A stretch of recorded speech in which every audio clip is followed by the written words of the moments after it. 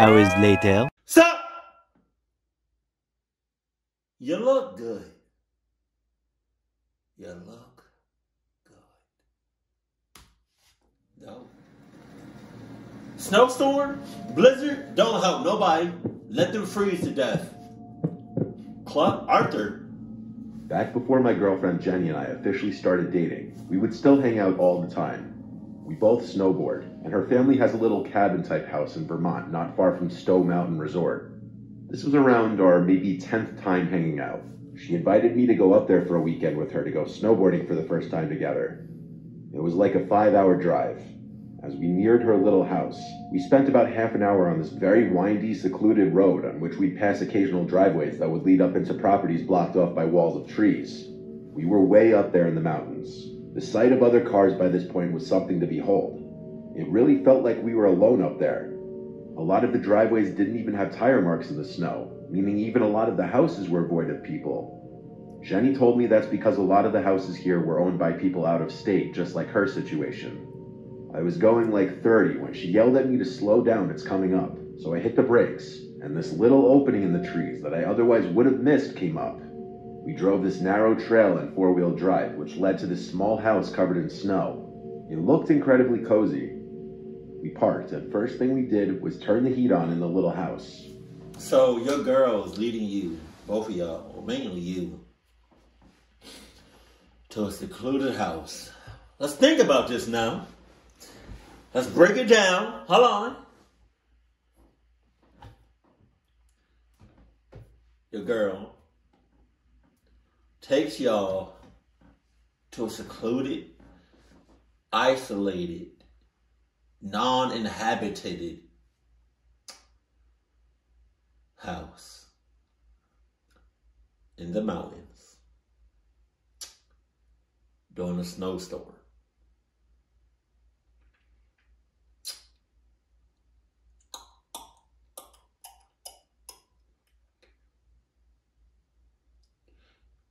No signs of other people within a 60-mile radius. Cool.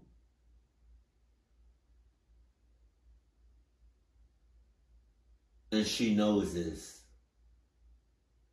better than you do. Like the back of her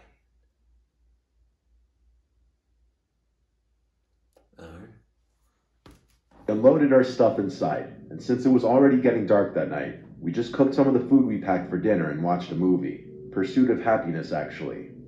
So the house had just about everything. Heat, electricity, except running water.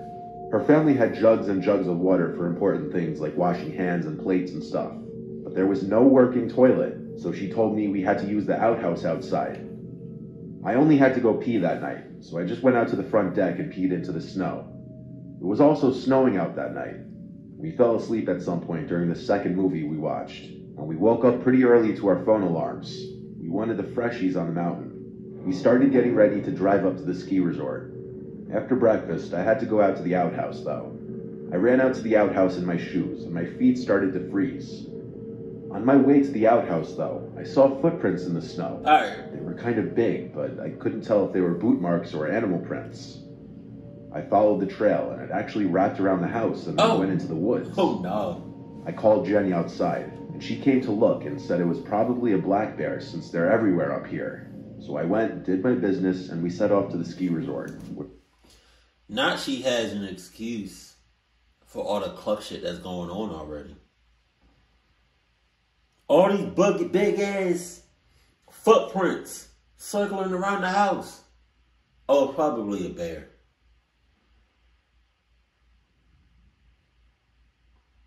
All of these axes, bats, guns outside. Oh, it's probably people hunting. All this blood that's on the outside and inside of the house. Oh, I'm a painter. We had a good 8-hour run. Afterwards, we stopped at a diner to eat, and then went back to the house. By this point, it was pitch black outside and snowing again. We set up a fire and got the heat on full blast and started blasting some music. We started to drink, and eventually I had to break the seal and pee. But also, if I was throwing my boots on anyway, I figured I'd do all my business in the outhouse. I ran out into the snowstorm and to the outhouse once more. This time I slammed the door shut to prevent snow and cold air blowing in my face. I heard the blasting music from inside the house still, but then over that, I heard the crunching sound of footsteps in the snow, passing the outhouse. "Jenny?" I yelled. No answer. The footsteps just walked away. I brought my phone with me, so I just texted her, "Are you outside?" It didn't immediately deliver though, because my cell reception sucked up there. A few minutes passed and I was still in the outhouse. I was just about to finish when the blasting music suddenly stopped. It was just pure silence, minus the sound of snowflakes hitting the ground outside. As soon as I stepped out of the outhouse, I realized it was pitch black out here now. The lights from the house were off. I figured maybe the power went out. I used my phone's flashlight and noticed a fresh pair of footsteps in the snow leading to the house. I followed the footsteps to the front door. They seemed to stop, then continue around the house. I banged on the door and yelled Jenny's name. Suddenly the door opened and an arm pulled me inside the house. Oh my God. It was Jenny. She slammed the door shut and locked it. She whispered that there was a man who tried to open the door, which she locked as soon as I went to the outhouse because she was scared being alone. When she saw the person at the door wasn't me, she cut the power and hid in a corner in the living room and watched in horror as a stranger walked past the living room window slowly, looking inside. I came to the door only a couple minutes after this happened. Jenny told me about the secret cellar in the floor that her dad kept a couple rifles and shotgun in. Navigating in the dark, I found the handle to it and lifted it open. Now using my flashlight, I climbed down the little ladder and grabbed one of the guns off the wall. We then waited on the couch in the dark, afraid to turn the lights back on, exposing ourselves to whoever was out there. The closest neighbors were not a short walk. Jenny said it wouldn't have been any of them, and odds are they weren't even in Vermont right now. Once again, the only sound was the sound of snowflakes hitting the ground outside, until the sickening sound of footsteps in the snow outside returned.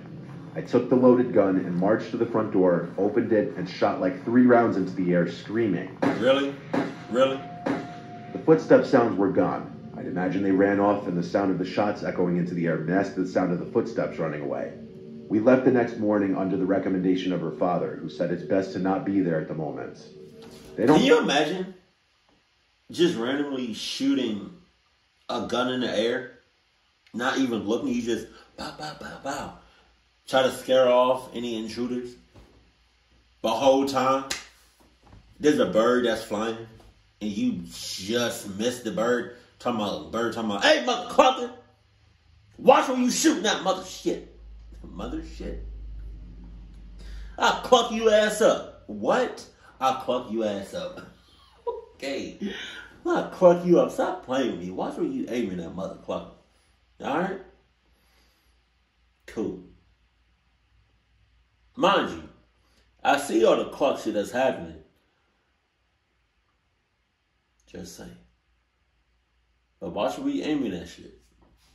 Don't really have anything they're worried about being stolen, so we just got the hell out of there the next day. At least we got our full day of snowboarding in. That horrific night was definitely an experience, to say the least. It always be them isolated areas. I live in England, and for others who live here, you may remember it snowed quite a lot in the winter of 2018. I used to love the snow, but after what happened, I'm no longer a fan of it. My immediate family was going to visit extended family in Cornwall for the weekend. I didn't want to go. I don't get along with them very well, and would much rather have stayed at home, so I faked an illness. I wasn't expecting it to work, but it did. They went without me and left me in charge of the house, which I was fine with. For the record, I was 16, so it's not like they were being irresponsible. Saturday was great. I went on my computer, watched Netflix, and played in the snow with my dog for a bit. She loves the snow more than anything. That evening, I was just finishing up a mission on Call of Duty World War II, when I started to get hungry. The house is full of food, but mostly food that takes a lot of effort to prepare. I decided to go to the fish and chip shop in the village. By now, it was getting dark outside, and the snow had stopped falling, but it had gotten really deep. I grabbed a tenner and crammed it into my pocket before pulling on a coat and heading outside. The route I take involves going down a tree-lined snicket that has a few street lamps for light before coming out near the main road where the chippy is. By the time I got there, it was dark out. I got some chips, battered sausage, and started to head back home. I was halfway down the snicket clutching my meal when I heard it. In the trees just to my right, a twig snapped. My head whipped around, but I couldn't see anything. My heart was racing, but I tried to convince myself it was just an animal. Okay. Until I heard it again. 2 snaps in rapid succession. Now I was scared. I began to walk home fast. I forgot about what was coming up. The last section of the snicket, which was almost pitch black. The bulb in the street lamp had blown months ago, and the council couldn't be bothered to fix it. I sighed with frustration and worry, and carried on walking before I heard it. The continuous sound of twigs breaking stopped for a moment, before being replaced by crunching. I stopped and turned around, and my heart stopped. I could see a black...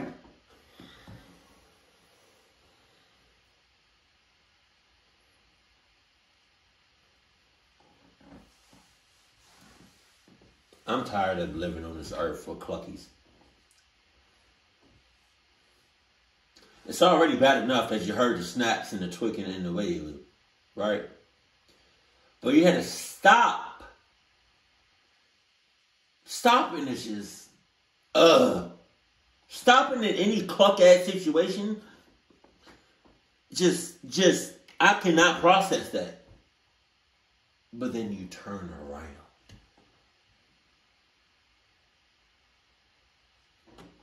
Figure silhouetted by the lamp further down the snicket, a black figure who was running straight at me.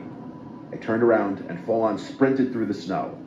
I burst out of the snicket and ran to my house, which was only about 10 meters away. I got my keys out as I was running, and I jammed them into the lock as soon as I was close enough. I threw myself into the house and slammed the door shut behind me, locking it. I looked out of the door window and saw nothing. The streets were deserted. It wouldn't be that bad if it ended there, but it didn't.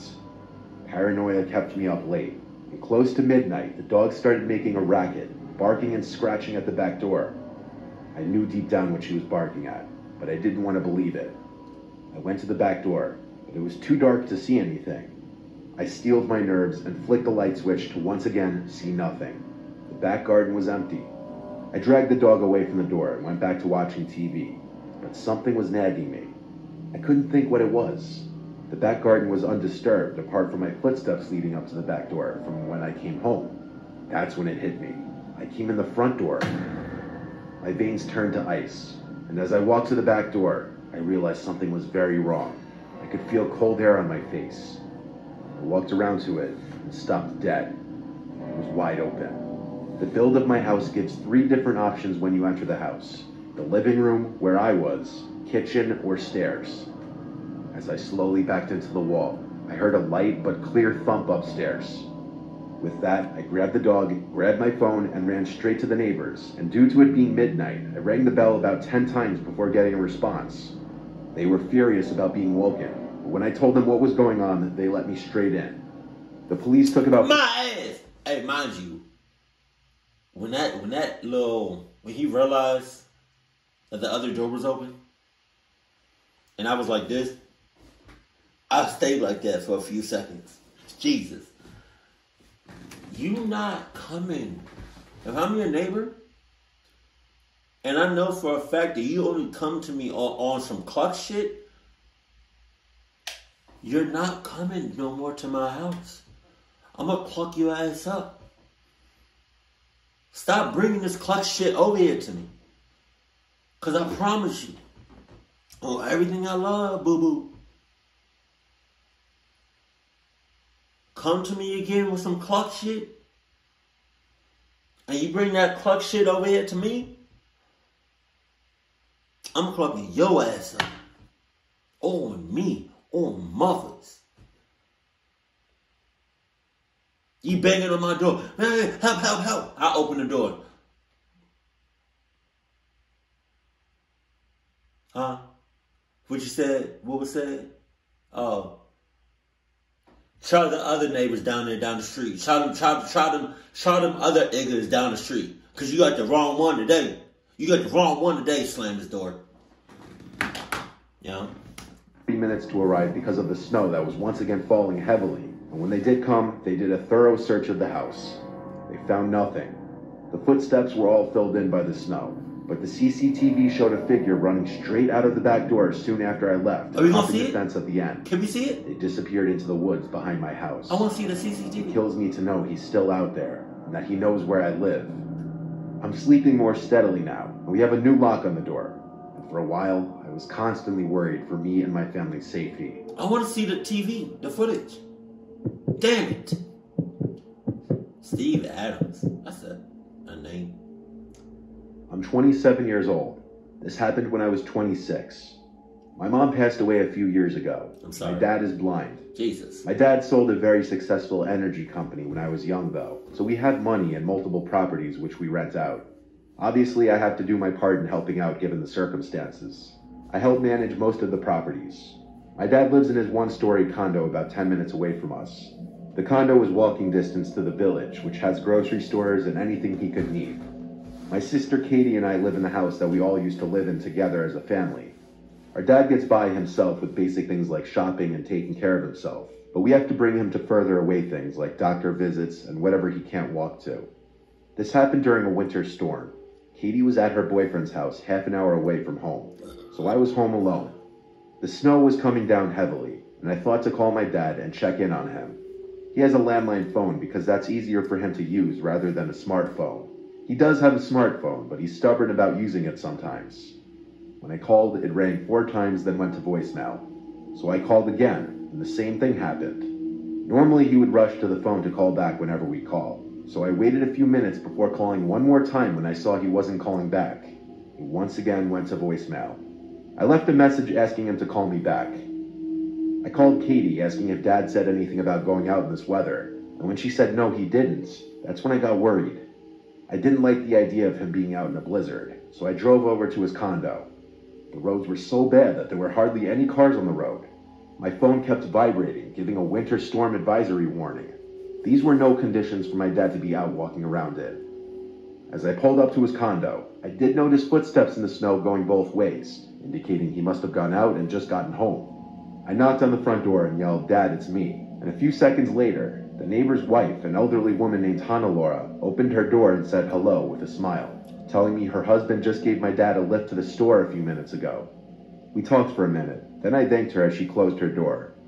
I figured I might as well let myself into my dad's condo to wait since I was already here.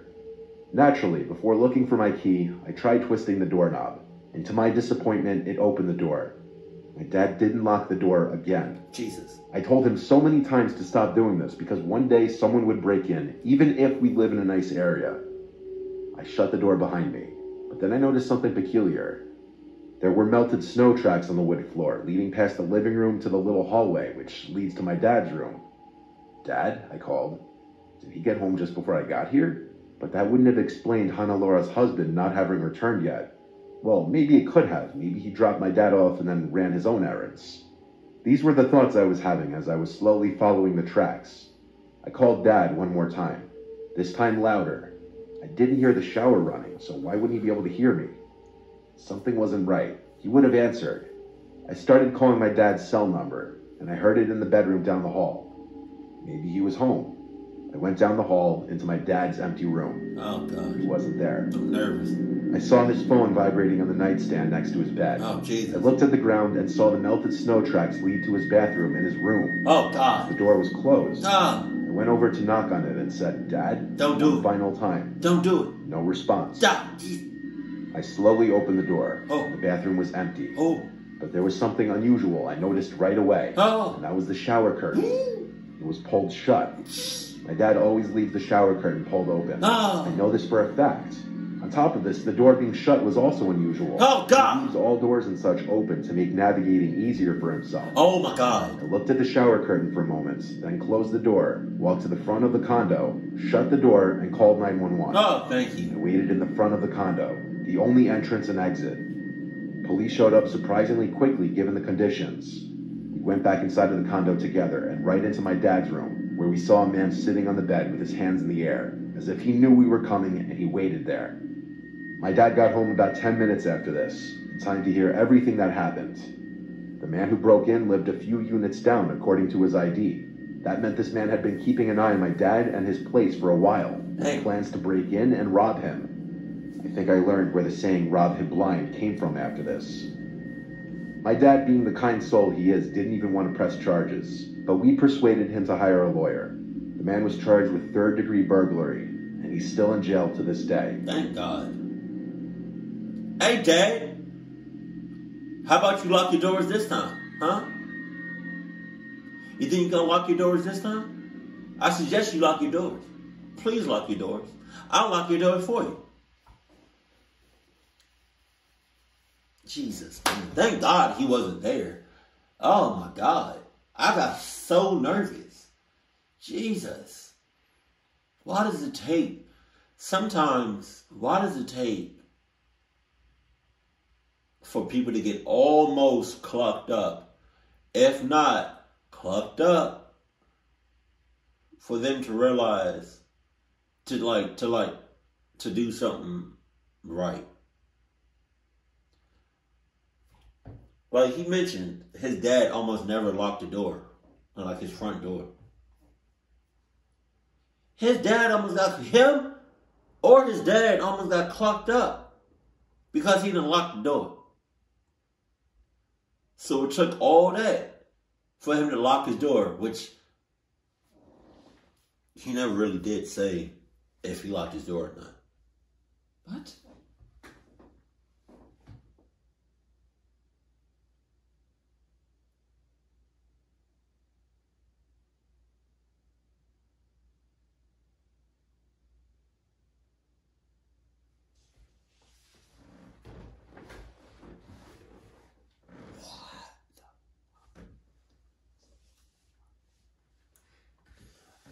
Sometimes I wish y'all can see what I'm seeing at the same time.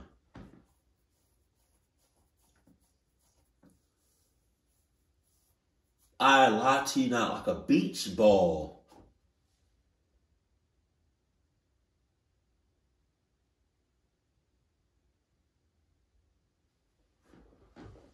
Yo! A beach ball that's has purple and green stripes. Literally went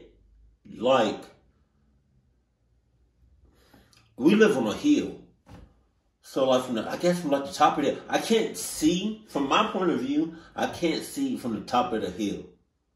But I see I have some sort of view, right? So when I'm looking out this window, I see the hill, but I don't see the whole hill. So at some point, I just saw a random ass beach ball just going down the driveway, going down the hill. That scared the living shit out of me. I automatically thought of Pennywise, of how you see those random ass red balloons just floating. Oh my God, that's scary. It doesn't help that I'm watching Mr. Nightmare 2. God damn it. Jesus. Any kind of snowstorms, any kind of storm in general, whether it's rain, thunder, hurricane, twister, any kind of storm, just don't help nobody. That's it. They can say anything they want. They can do anything they want to seem like they need help. Just don't do it. And if you think you see some footprints, either from a person or from an animal, notice it, leave it alone, go back to the house, lock everything, check the checklist. If you don't want to do that, go back in your car and drive the hell off. Keep it cool, keep it classy, and I love you. Stay happy, my family.